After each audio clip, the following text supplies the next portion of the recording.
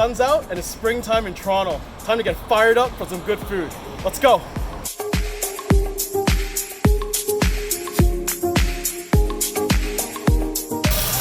Woo!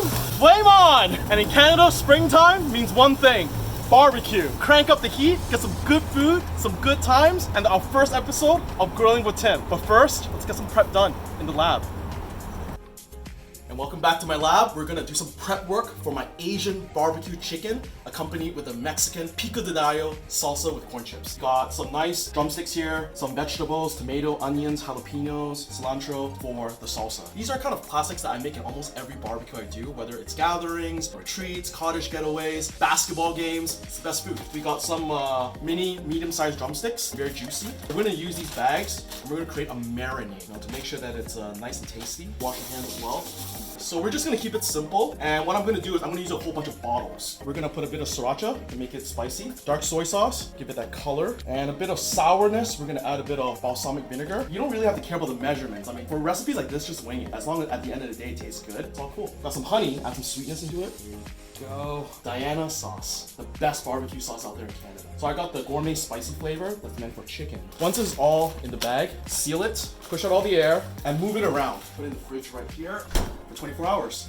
Now to the salsa.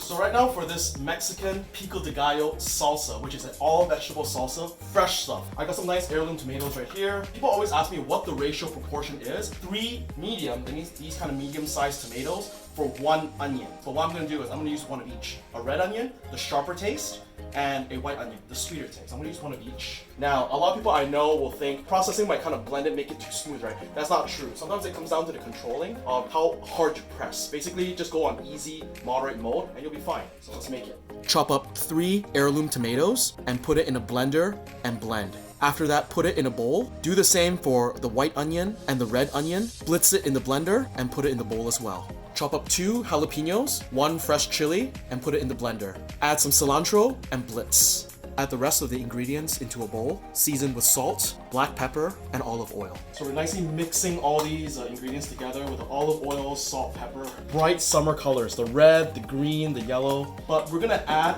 another extra layer of flavor, some more kick. Cut out a lime here. We're gonna leave this for the garnishing later. Use a fork, do this, and just squeeze it like this. Just 2 tablespoons, teaspoons actually, not tablespoons, or else it becomes too sweet, of sugar. Just because, you know, sometimes the tomatoes can be a bit acidic and the onions are very sharp. So you want that sweetness to balance it out. This is just my take on it because I like it. Worcestershire sauce. You can use balsamic if you don't have any, but Worcestershire sauce gives it a little bit of that dark flavor.